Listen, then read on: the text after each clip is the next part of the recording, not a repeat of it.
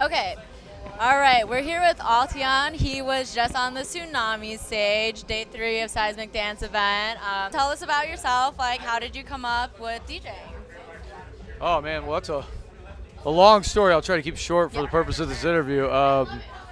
I started playing in clubs when I was about 16 years old. Okay. I started on vinyl. Yeah. I'm 36 now, so about 20 years. Yeah. I was listening to like Sasha Digweed and playing at little clubs in the small town I lived in that did not like electronic music at all.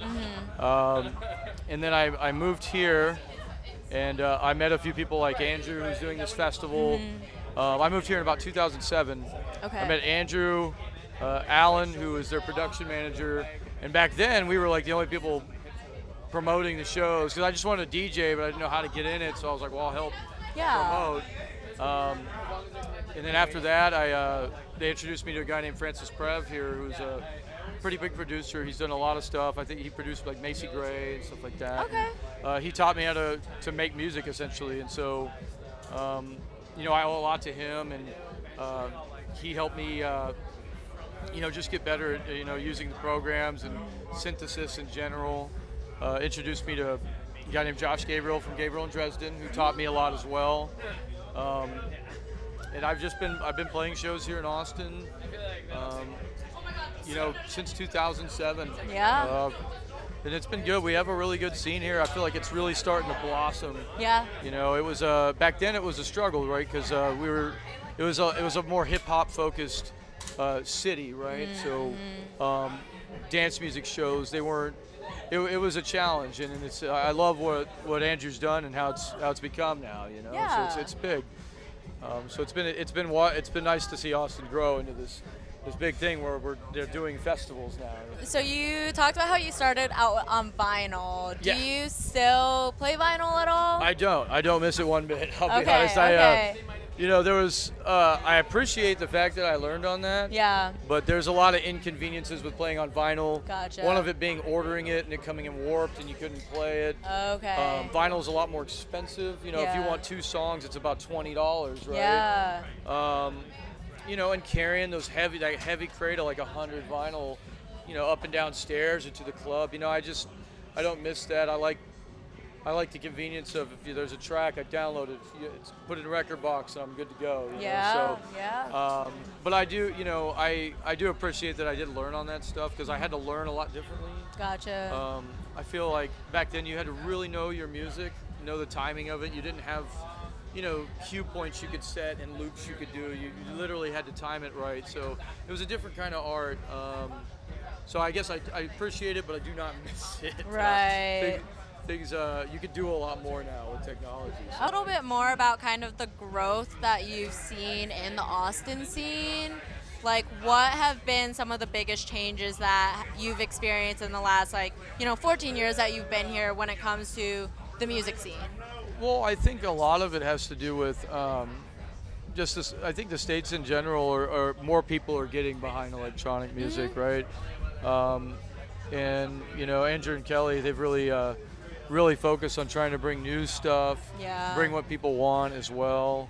And I mean, it started out as a relatively small scene. Of course, like big shows like Dead Mouse, Cascade, that would always do well, right? But to get the underground stuff going, I think Andrew and Kelly really focused on that and really Yeah. put a lot of life into that. Yeah. And that's why we've just seen it blossom so much. And there's a lot of talent here that's got to do their thing, because of them. So. Have you mentored anybody, kind of like pass on the knowledge? Yeah, I mean, I haven't. I have. The short answer is yes, I have.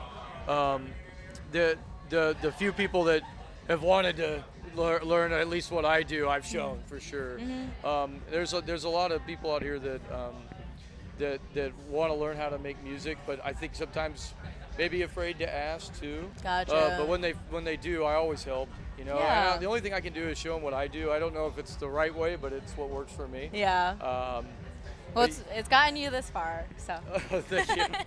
I'll be honest. There's a lot of people that that showed me that the same people would go to them, right? Gotcha. So I kind of jump in when they're not available, I guess you'd Yeah. say. So Yeah, what's it like flipping between, or I guess, what was it like kind of flipping between being like student and then like mentor?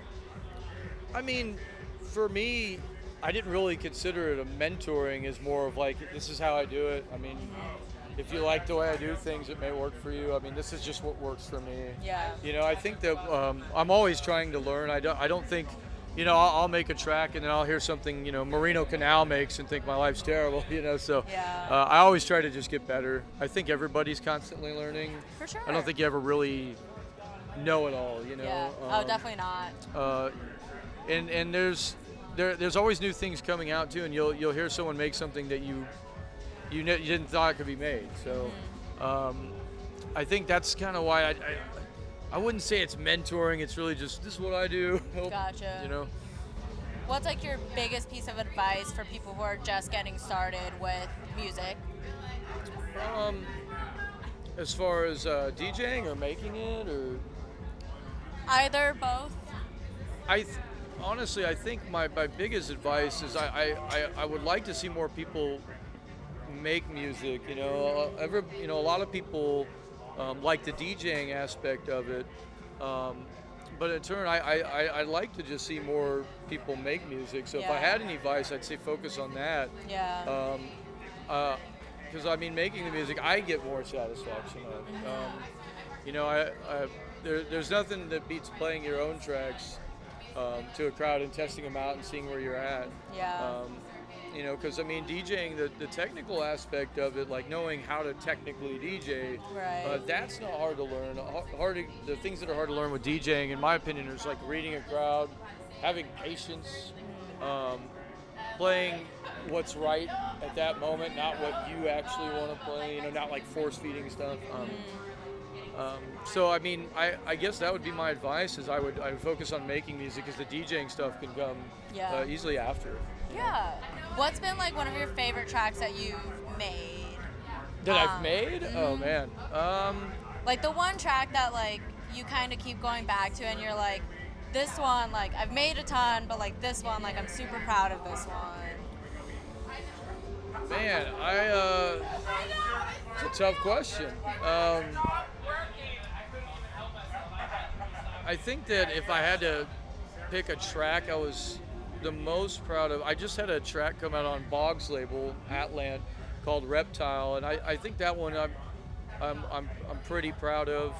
There was another track I did. So Alan, who's the production manager here, we make music together as well. He's a music maker, and we had a track that came out on this label, Sequence, called Lost Lore, and that was one of the first tracks Tale of Us was playing of ours, and I was really proud of that. The first time they played it, we were actually in Ibiza with them.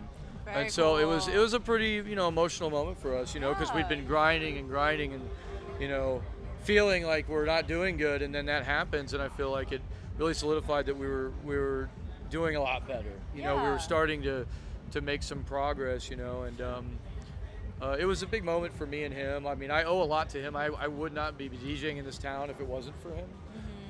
And we still make music together. We have tracks coming out in January. So I think if I had to say most proud, it'd probably be that one. Very cool. for Yeah. Yeah, I love those moments when like you get that like confirmation that like what you're doing is like you're going in the right direction. Yeah. Because making music, it sometimes you feel like you're beating your head over a wall. It's because you can be your worst critic, right? And it was one of those moments where I felt like finally that we were making stuff that I guess would say on point, or Gotcha. that we were happy with. And I even though I don't believe that other people should solidify what you do, it is pretty gratifying when people you look up to play your stuff for the first time and it went well. And so that I definitely would probably say that one for sure. Awesome. All right, we'll move on to some of the more fun questions. Okay. I've been having fun already. So well, we'll move on to let's the, turn it up. More silly questions. Okay. What is your favorite restaurant to go to in Austin? Ooh. It depends on what I'm in the mood for. Okay. But I think I love Ramen Tatsuya. I go there a lot for lunch. We just went there yesterday. Yeah. Yeah. My favorite sushi is probably at Sushi Janai on Congress. I suggest doing the omakase there. When it comes to barbecue, I'm pretty partial to Terry Black's because it's just right there, and I think they have the best pork ribs in town. If I'm wanting like a dinner, like a date night with my girlfriend, I love Devil May Care. It's a really, really great place. Or 1010. I love their grilled octopus at both of those places. So those are my favorite. Yeah. If I'm going light, I usually go with like Flower Child, something like that. Okay. But yeah, those are my favorite places to eat in Austin. There's so much good food here. I mean, Yeah. that's such a loaded question because I could name off 30 places. But yeah, I mean, I probably eat ramen tatsuya the most if I had to pick out all of them. Gotcha. That's a frequent flyer for me. If you had to eat one type of food for the rest of your life, but like in any format, what would it be? Oh man. I would probably it'd be a tie between probably not ramen, maybe pizza or Indian food. Nice. Indian food, it's so versatile. You know, it can be Yes. veggie friendly. It can have protein in it, and it's worldwide. So like if you go overseas, you can find Indian food, right? Yes. And pizza, same thing. Yeah. You know, Yeah. something I can get everywhere. Like you can't really say barbecue, right? Because it's like merely American thing. You Yeah. know. But yeah, I think probably pizza or Indian food for sure. I love Indian food. If you were to move to one country in the world, doesn't, pretend like logistics don't matter, where would you move to? Well, I used to live in Barcelona, Oh, okay. and I would go back there. Okay, 100%, cool. 100%. I loved it there. It's a 20-minute, 30-minute flight to Ibiza. And, Yeah. it's beach weather, right? So it's gorgeous all the time. The culture there is great. The architecture is great. The music is phenomenal there. I love the club scene there. One of my favorite clubs in the world is there. It's this place called Macarena. It's this really small underground club there, and it's amazing DJs play there. And it's just a small room with a red light. And, Yeah. the DJ booth is sunk in the floor, so everybody's above you. It's really, really Okay. cool. You have to go through an alleyway to get to it. And you go through a door that leads to another door to get in. It's really unique and cool. Yeah. But yeah, I would definitely go back to Spain. I loved Spain. Word. For sure. Awesome. What has been one of your favorite sets to play? That's tough. So we used to play at this club, Ethics, every Saturday here. It was a rooftop club. And me and Alan played there every Saturday. And some of my favorite sets had to have been there. Okay. Just because, we were together, we'd play for hours. Sometimes we played open to close. As of recent, my favorite set I played was probably, I played with Mathame here at the concourse. And that was definitely probably my favorite. Just, it felt like I was on point for once, and they were incredible. So yeah, I'd have to probably say that one. And I loved playing on the stage earlier. It's a great setup, and the sound is phenomenal. They really went the extra mile on this one. Yeah. So I was pretty happy with it. So. Great. Do you have any last thoughts you would like to share with us? No, I'm glad you guys are here. I hope to see you guys next year for Seismic. I don't know if I can plug my stuff in the interview. Yeah, please do. You can find me on Spotify under ALTEON.